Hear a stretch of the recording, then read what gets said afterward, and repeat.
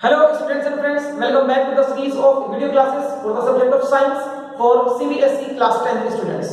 And today we are back with the next lecture, that is the lecture number 6 from the 6th chapter of our syllabus, which is life processes.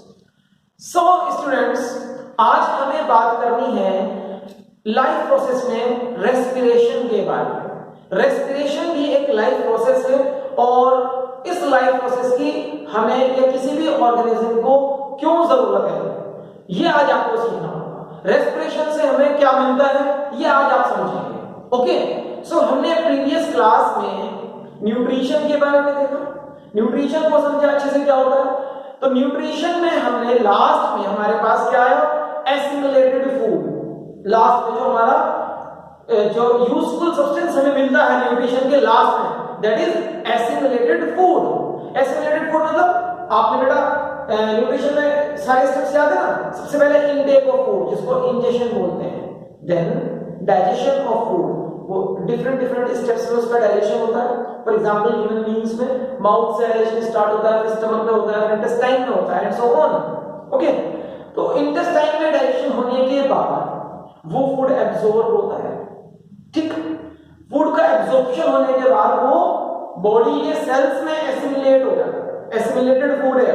अब उससे क्या होगा, उससे energy लेनी है हमको। Energy कैसे है बेटा, एनर्जी जब तक नहीं आएगी इस फूड से तब तक हम through the process of respiration नहीं जाएंगे। तो respiration is required to obtain energy from the assimilated food. जो एसिमिलेटेड फूड हमारा लास्ट रिजल्ट है न्यूट्रिशन का, उससे अगर आपको एनर्जी लेनी है तो रेस्पिरेशन करना होगा। Now what is respiration?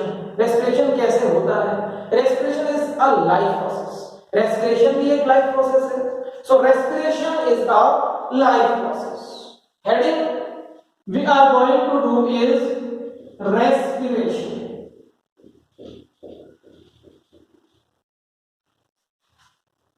Respiration is also a life process.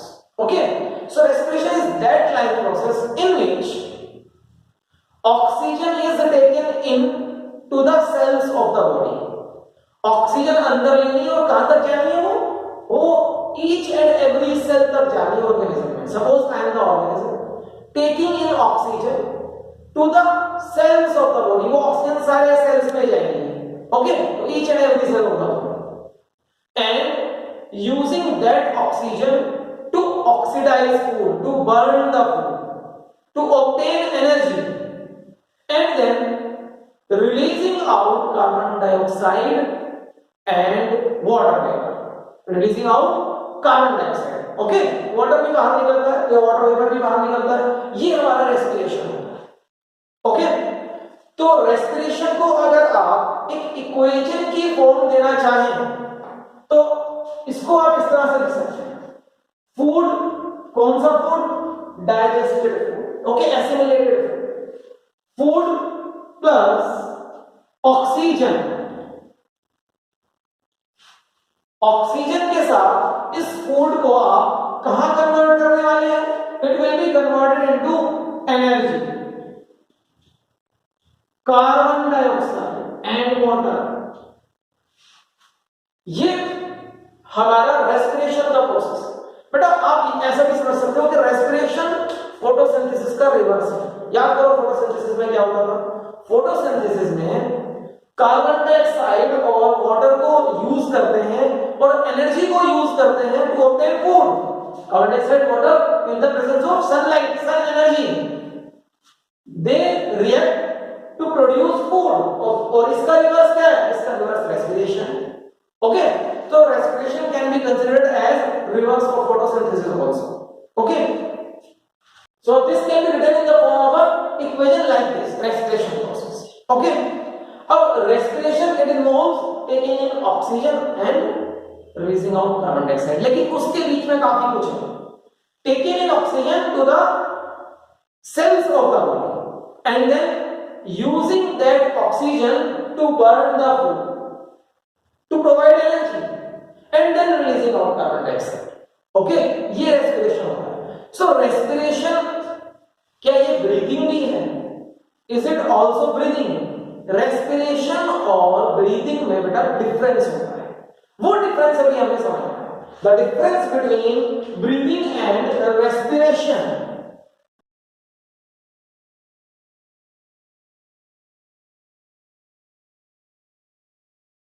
Taking in oxygen and releasing out carbon dioxide, ये तो ब्रीदिंग भी होता है, लेकिन ब्रीदिंग सिर्फ इतना ही होता है। कितना होता है breathing? Breathing is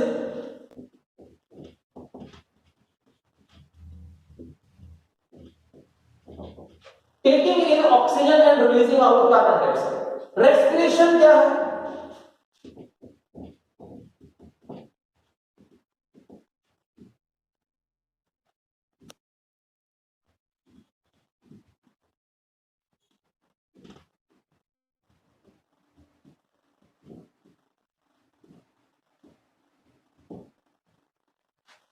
This is respiration. Taking in oxygen to the cells, using it to obtain energy from the food and then releasing out carbon dioxide. ये respiration है, ठीक है?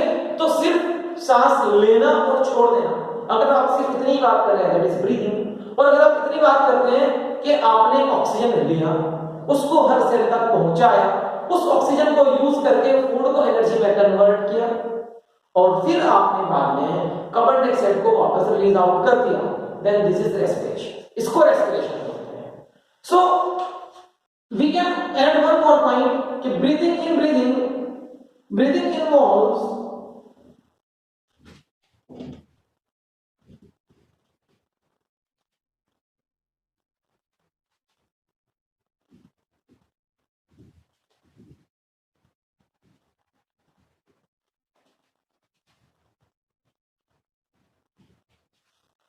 breathing, it involves nose, we breathe in with the help of the nose, then windpipe से वो air कहाँ तक जाएगी? To the lungs, and then carbon dioxide is released from the lungs through the windpipe through the nose out of the body. So it involves nose, windpipe and lungs. Okay, whereas respiration involves nose, windpipe, lungs as well as cells. Lungs देखो, oxygen we breathe in with the help of the nose. Then it is taken to the lungs with the help of the windpipe. Okay, and then from the lungs it is transported to each and every cell of the body. Okay, so it is transported to each and every cell of the body where this oxygen is used to convert food into energy. ये process कहाँ पूरा होता है? कौन सा process? The process of converting food into energy.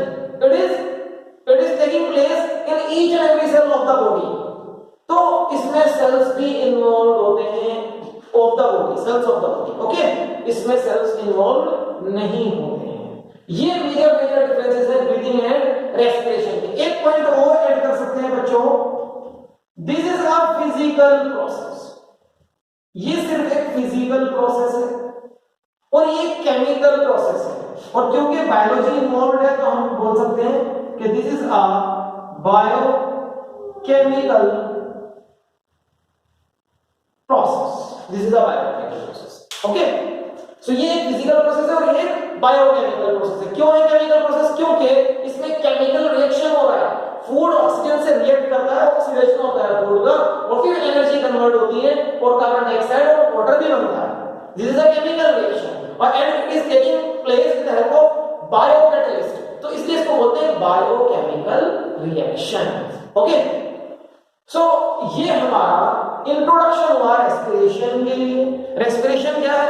Respiration वो process है जिसकी हेल्प से एसिमिलेटेड फूड या digested food is converted into energy, और फिर उस एनर्जी को हम यूज करते हैं for various life processes. Okay, जैसे दूसरे लाइफ प्रोसेसेस के लिए एनर्जी की रिक्वायरमेंट होती है ना, तो वो एनर्जी कहां से आएगी? वो ये एनर्जी है, वो एनर्जी रेस्पिरेशन से आएगी, रेस्पिरेशन से एनर्जी आएगी। ओके, तो दूसरे लाइफ प्रोसेसेस के लिए जो एनर्जी का रिक्वायरमेंट है वो यहीं से फुलफिल होता है, वो एनर्जी का रिक्वायरमेंट यहीं से फुलफिल होता है। तो respiration is very very important life process. अगर ऑर्गेनिज्म रेस्पिरेशन नहीं करेगा, उसे एनर्जी नहीं मिलेगी, उसे एनर्जी नहीं मिलेगी तो उसके लाइफ प्रोसेसेस बंद हो जाएंगे एंड अल्टीमेटली उसकी डेथ हो जाएगी। ओके, ब्रीदिंग और रेस्पिरेशन के डिफरेंसेस कॉपी कर ले बेटा, फिर उसके बाद आगे बढ़ो।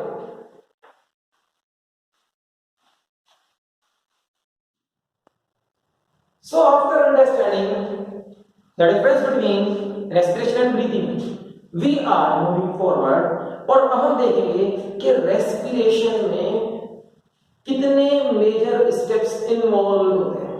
बेटा किसी भी ऑर्गेनिज्म में जब रेस्पिरेशन होता है तो उसके अंदर टू मेजर स्टेप्स का इन्वॉल्वमेंट होता है। There are two major steps involve. Okay, कितने मेजर स्टेप्स हैं? दो मेजर स्टेप्स होते हैं। First step, step 1। So steps of respiration, steps of respiration.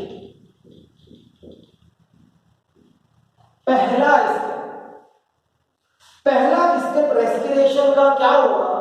In the first step जो हमारा डाइजेस्टेड फूड है in the form of glucose, digested food in the form of glucose, first step में ये glucose convert हो जाता है pyruvate, pyruvate या फिर इसको पाइरुविक एसिड भी बोलते हैं, is also known as pyruvic acid. ये पाइरूवेट में कन्वर्ट हो जाता है। ग्लूकोज तो बेटा याद होगा आपको, ग्लूकोज का केमिकल फॉर्मूला होता है C6H12O6। So glucose is a molecule having 6 carbon atoms. Okay, pyruvate क्या होता है? पाइरूवेट या फिर pyruvic acid, it is a molecule with 3 carbon atoms और इसका फॉर्मूला होता है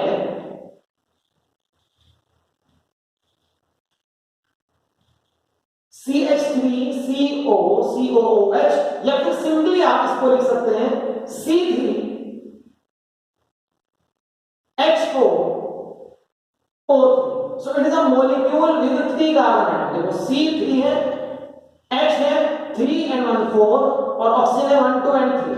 ओके, इसको पाइरूवेट बोलते हैं। ये स्टेप कहां होता है? This step occurs in cytoplasm of the cell, cytoplasm of the cell. सारा फूड एब्जॉर्ब होने के बाद हर सेल के साइटोप्लाज्म में जाकर एसिमिलेट होता है ना, तो वहां पर ही उस फूड का, उस ग्लूकोज का कन्वर्जन होगा इनटू पाइरूवेट। क्या है ये? है conversion of 6 carbon atom glucose into 3 carbon atom pyruvate. Pyruvate के एक मॉलिक्यूल में 3 कार्बन के एटम होते हैं और ग्लूकोज के एक मॉलिक्यूल में 6 कार्बन के एटम्स होते हैं। आप ऐसा भी समझ सकते हो कि एक ग्लूकोज के मॉलिक्यूल से 2 पाइरूवेट के मॉलिक्यूल बनेंगे, क्योंकि इसमें 6 एटम्स हैं, इसमें 3 हैं, तो ये 2 बन जाएंगे। ठीक है, इस स्टेप को हम बोलते हैं glycolysis. This is known as glycolysis. So what is glycolysis? Glycolysis is the conversion of glucose, which is a 6 carbon atom molecule, into pyruvate, which is a 3 carbon atom molecule, in cytoplasm of the cell.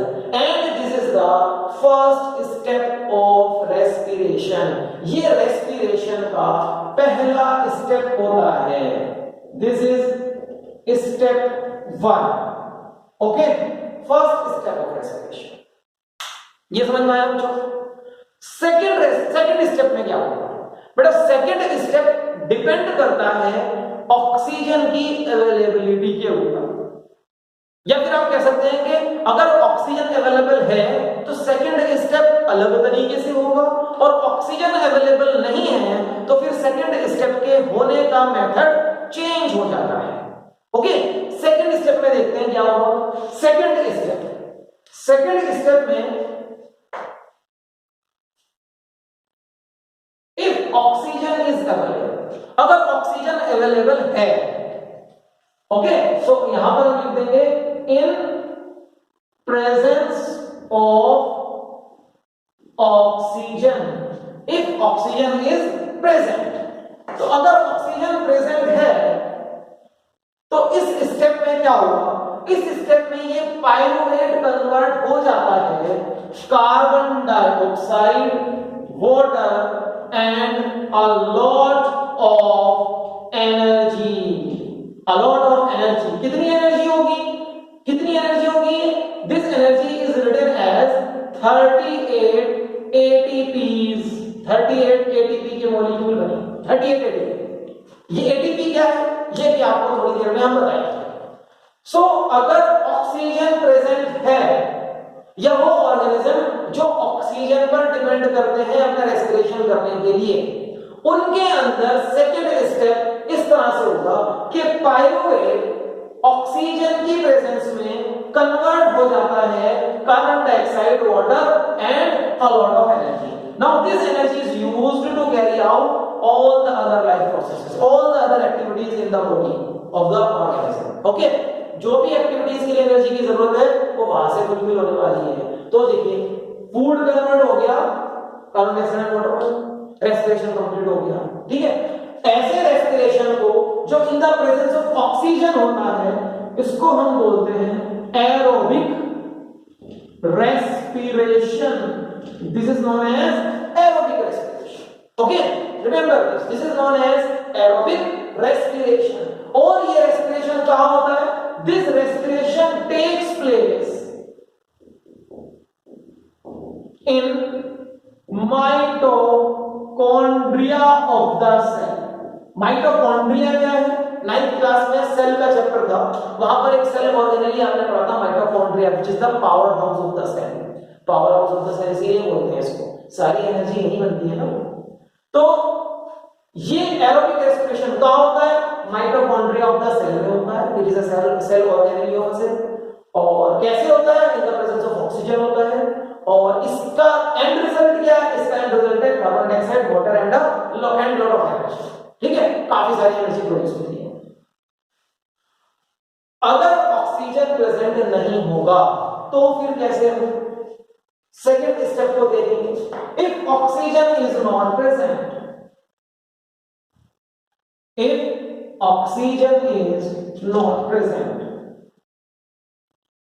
so it means this step is in absence of oxygen. In absence of oxygen, और जो respiration oxygen की absence में होगा उसको हम बोलते हैं एनाएरोबिक respiration. Anaerobic respiration बोलते हैं. इस रेस्पिरेशन के एंड प्रोडक्ट्स क्या होंगे? इस रेस्पिरेशन के एंड प्रोडक्ट्स होते हैं इथेनॉल. इथेनॉल क्या होता है? Ethanol is C2H5OH. This is ethanol. और कार्बन डाइऑक्साइड एंड एनर्जी, और इससे काफी कम, सिर्फ 2 ATP. वहां पर एनर्जी बन रही है 38 ATP, यहां पर है सिर्फ 2 ATP. So very less amount of energy is obtained in anaerobic respiration. Anaerobic respiration में बहुत कम एनर्जी बनती है. बट एनाएरोबिक रेस्पिरेशन करने वाले ऑर्गेनिजम्स का एक एग्जांपल याद कर लीजिए. यीस्ट, ये एक फंगस होता है यीस्ट. इसमें इस तरह का रेस्पिरेशन होता है which is known as anaerobic respiration. मतलब यीस्ट एक ऐसा ऑर्गेनिज्म है जिसको ऑक्सीजन अगर नहीं मिलेगी तब भी वो जिंदा रहता है. It does not require oxygen to live. Okay, तो वो ऑर्गेनिजम्स जिनको जो respiration in absence of oxygen में कर लेते हैं उनको जिंदा रहने के लिए ऑक्सीजन की जरूरत नहीं है. ओके, कुछ ऐसे बैक्टीरिया भी होते हैं जो एनाएरोबिक रेस्पिरेशन कर लेते हैं. ठीक, तो यीस्ट इसका एग्जांपल है. इस प्रोसेस को फर्मेंटेशन भी बोलते हैं. एनाएरोबिक रेस्पिरेशन को फर्मेंटेशन भी बोलते हैं. It is also known as fermentation.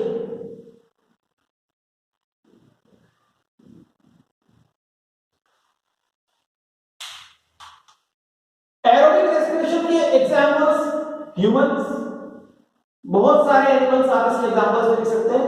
Tiger, lion, cat, dog, cow, buffalo, goat. Okay, बहुत सारे प्लांट्स भी आप इसमें लिख सकते हैं. Rose plant, mango plant and so on. ये इसके एग्जांपल्स. ठीक, एक एनाएरोबिक रेस्पिरेशन का एक और भी पाथ होता है. एक पाथ तो ये है एनाएरोबिक रेस्पिरेशन का, एक और पाथ है. वो पाथ कहां पर एप्लीकेबल होगा? वो पाथ किस कंडीशन में एप्लीकेबल होगा ये आपको याद रखना है बेटा. वो पाथ एनाएरोबिक रेस्पिरेशन का जिसकी हम अभी डिस्कशन करने वाले हैं, वो पाथ एप्लीकेबल होता है in the muscles of animals और ह्यूमन बीइंग्स. ह्यूमन बीइंग्स या एनिमल्स के मसल्स में. यहां हमारे मसल्स लिम्स में होते हैं और भी जो दूसरी मस्कुलर एक्टिविटीज में जो मसल्स इन्वॉल्व होते हैं. ठीक है, और विग्रस मस्कुलर एक्टिविटीज में, विग्रस मतलब कि अगर आपको बहुत तेज भागना है, रेस करनी है, जैसे कि एक एथलीट करता है या कोई प्लेयर अपने स्पोर्ट में काफी विग्रस एक्सरसाइज करेगा, तो इनको बोलते हैं vigorous movements of the muscle. तो विग्रस मूवमेंट्स ऑफ मसल्स जब होती है तब ये मोड ऑफ रेस्पिरेशन आएगा, means also anaerobic mode of respiration. Okay, तो ये मसल्स में होता है, मसल्स मस्कुलर टिश्यूज में होता है। ये होता है ह्यूमंस में, एनिमल्स में और बहुत सारे प्लांट्स में। ये इसमें होता है। अब जो तीसरा बताएंगे वो क्या होता है, मस्कुलर टिश्यू में होता है।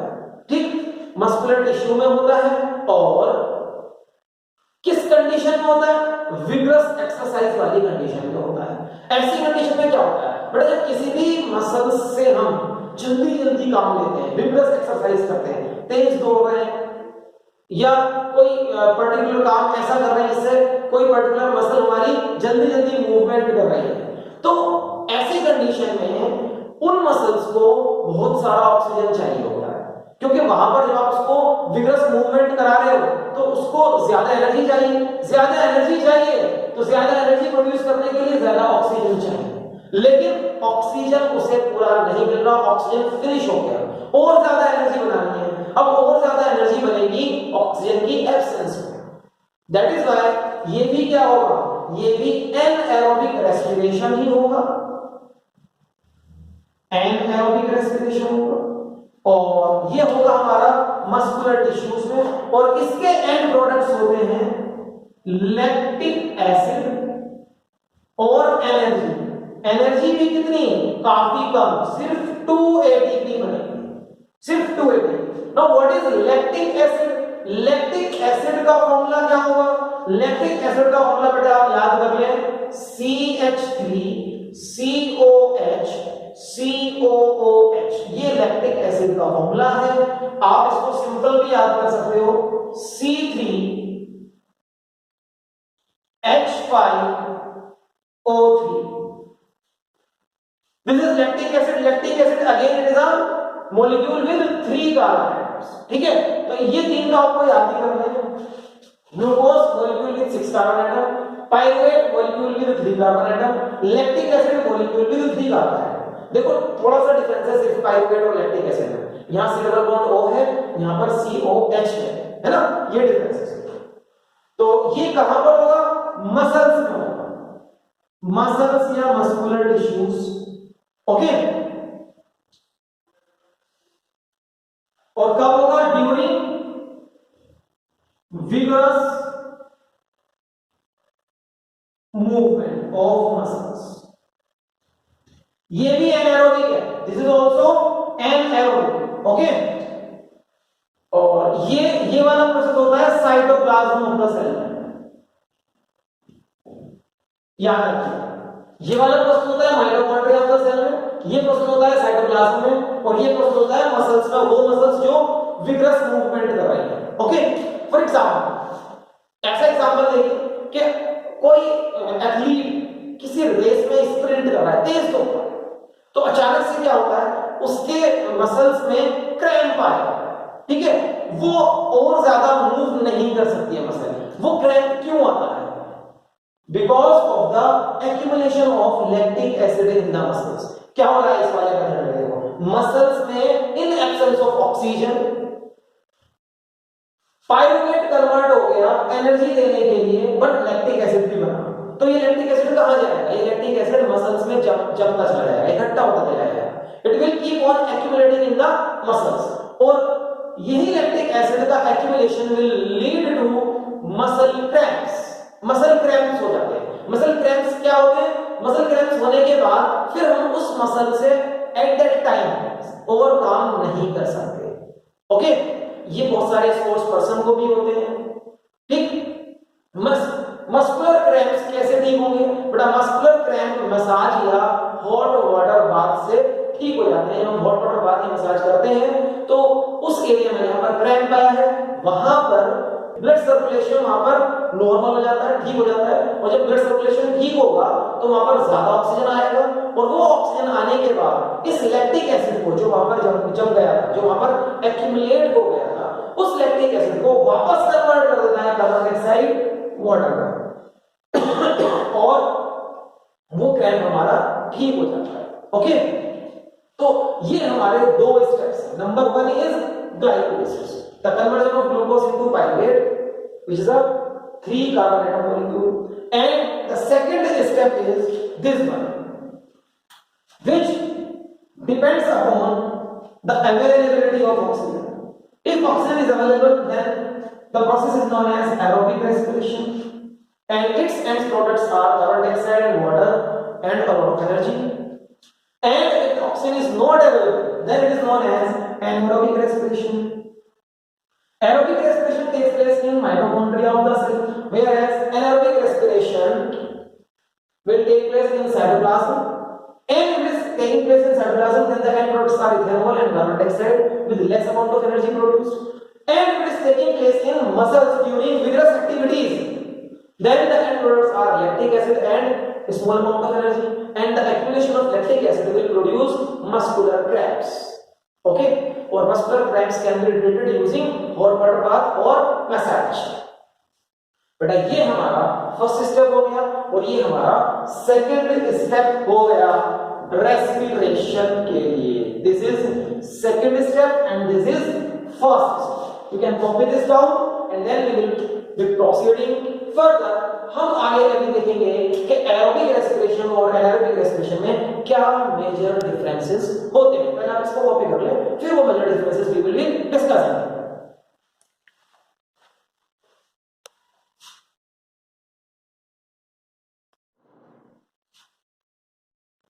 So differences between aerobic and anaerobic respiration.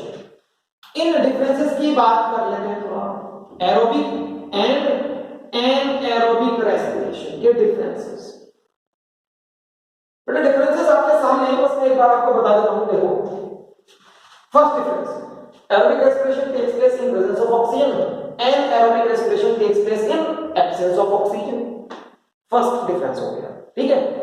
Second difference, it occurs in the mitochondria of the cell, whereas it does not occur in the mitochondria of the cell.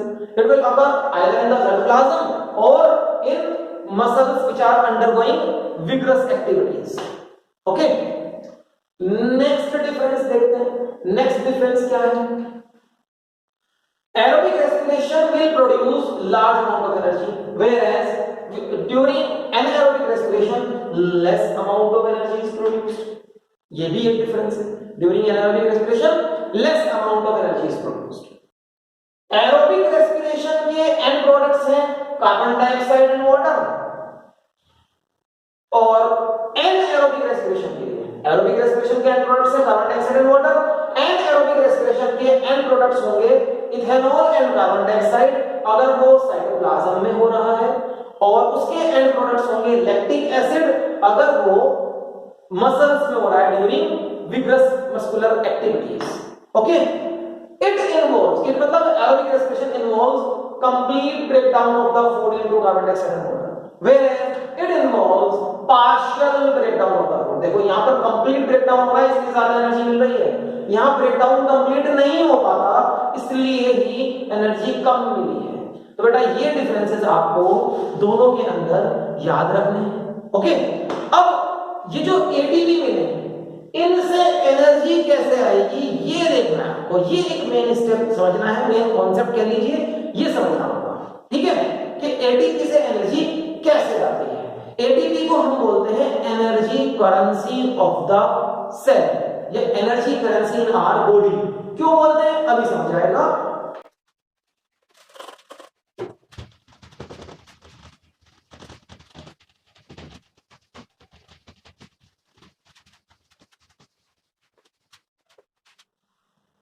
So students, जो हमारे पास ये ATP आ रहा है, what is this ATP?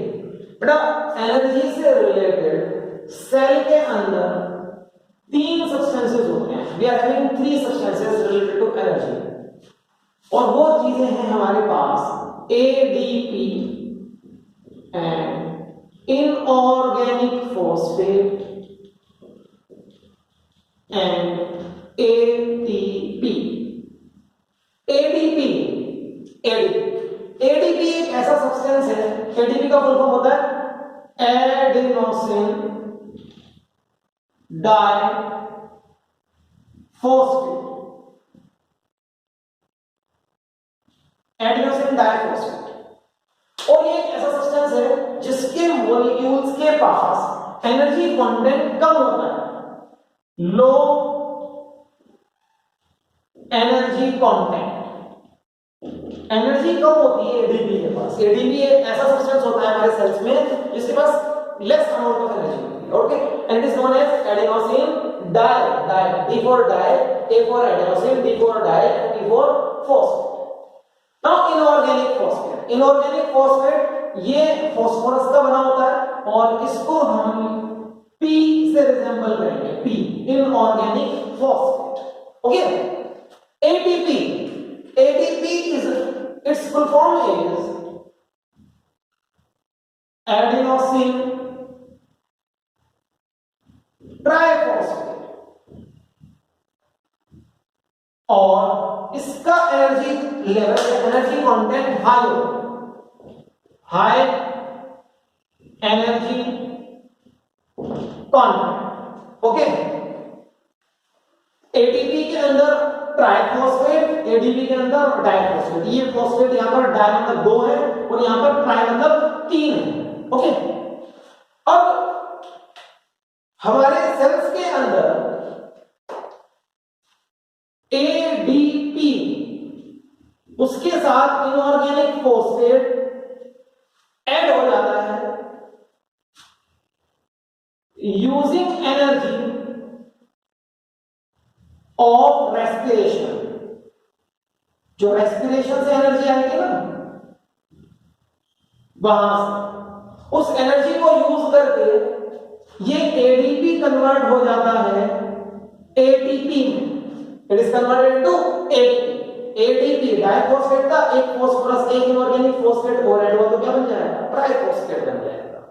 Now this is known as energy currency. इसी को बोलते हैं हम एनर्जी करेंसी। क्यों बोलते हैं एनर्जी करेंसी इसको अपनी बॉडी के अंदर? इट इज बिकॉज अब हमारे बॉडी को या किसी भी ऑर्गेनिज्म को जिस फॉर्म ऑफ एनर्जी का भी रिक्वायरमेंट है वो इस एटीपी से मिलेगा। कैसे मिलेगा? ये एटीपी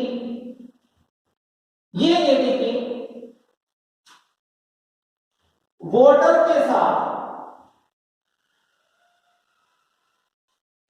कंबाइन होकर लॉट ऑफ एनर्जी देगा, साथ में एडीपी और इनऑर्गेनिक फॉस्फेट को वापस कर देगा। और अब ये एडीपी फिर से रेस्पिरेशन की एनर्जी और इनऑर्गेनिक फॉस्फेट लेकर एटीपी कन्वर्ट करेगा, फिर एटीपी फिर वाटर के साथ कंबाइन कर लॉट ऑफ एनर्जी प्रोड्यूस कर देगा।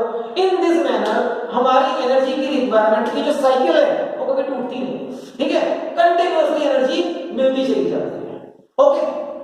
तो ये जो लॉट ऑफ एनर्जी मिल रही है बेटा, इसी एनर्जी की हेल्प से या इसी एनर्जी की वजह से, due to this energy only we remain alive. इससे ही हम लोग जिंदा रह पाते हैं या कोई भी ऑर्गेनिज्म जिंदा रह पाता है, ओके। क्यों इसको एनर्जी करेंसी बोलते हैं एटीपी को? बिकॉज एटीपी से जो हमें एनर्जी अवेलेबल होती है that energy can be used for muscular contraction. Muscular work जितना भी हम करते हैं, ऊपर नीचे उठना बैठना चलना दौड़ना भागना, ठीक है, ये सारा मस्कुलर वर्क सभी से होता है, ठीक है। It is also used for conduction of nerve impulses. Nerve impulses का कंडक्शन में एनर्जी चाहिए, वो भी यहां से आएगी, ओके। और दूसरे लाइफ प्रोसेस के लिए जो एनर्जी चाहिए वो भी यहां से आएगी, और दूसरी सेल एक्टिविटीज के लिए जो एनर्जी चाहिए वो भी यहां से आएगी। मतलब हमारी बॉडी के अंदर जहां भी जैसी भी फॉर्म ऑफ एनर्जी की रिक्वायरमेंट है वो यहां से आएगी। तो यही एनर्जी बाकी दूसरी एनर्जीज में कन्वर्ट होनी है, मतलब ये एनर्जी करेंसी हो गया हमारा, ठीक है। करेंसी से हम क्या करते हैं? मनी, करेंसी, कि हम उस करेंसी को किसी भी दूसरी फॉर्म में कन्वर्ट कर सकते हैं। अगर मुझे फूड लाना है मैं करेंसी दूंगा, फूड ले आऊंगा। मुझे बाजार से स्कूटर लाना है, करेंसी दूंगा, स्कूटर ले आऊंगा। मुझे बाजार से कोई स्पोर्ट्स की चीजें लानी है, करेंसी वहां पर दूंगा, वहां से स्पोर्ट्स इक्विपमेंट्स आ जाएंगे। मतलब हम करेंसी को दूसरी फॉर्म में कन्वर्ट कर सकते हैं। इसीलिए एटीपी को हम एनर्जी करेंसी बोलते हैं। एटीपी को हम किसी भी फॉर्म ऑफ एनर्जी में यूज कर सकते हैं अपनी बॉडी के अंदर, ओके बेटा।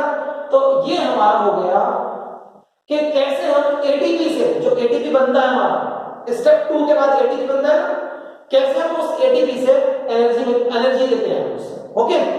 और ये याद रखिएगा कि एटीपी से जो एनर्जी मिलती है, this energy is around about 30.5 kilo joules per mole.